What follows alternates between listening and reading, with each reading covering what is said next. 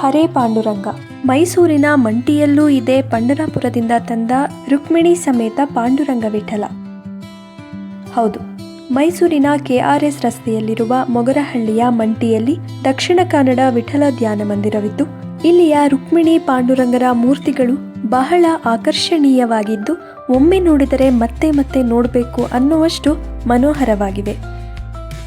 ಈ ಮಂದಿರವು ಶ್ರೀ ಶ್ರೀ ಸುಬ್ಬರಾವ್ ದಾಸರ ನೇತೃತ್ವದಲ್ಲಿ ಪ್ರಾರಂಭಗೊಂಡಿದ್ದು, ಈ ಮಂದಿರವು 3 ವರ್ಷಗಳನ್ನು ಪೂರೈಸಿದೆ.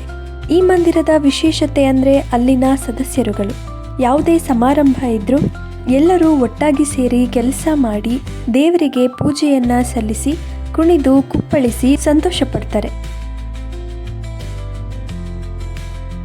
ಪ್ರತಿ ವರ್ಷ ಜ್ಞಾನಸತ್ರ ಯಾತ್ರೆಯನ್ನ ಕೈಗೊಂಡು ಅಲ್ಲಿನ ಆಚಾರ ವಿಚಾರಗಳ ಬಗ್ಗೆ ತಿಳಿಯುತ್ತಾರೆ.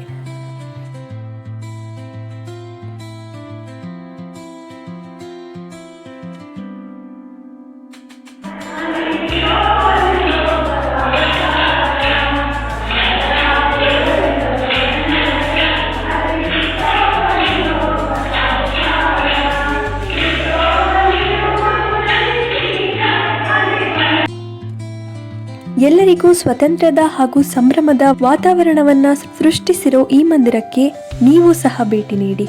ಕೃಷ್ಣಾರ್ಪಣಮಸ್ತು.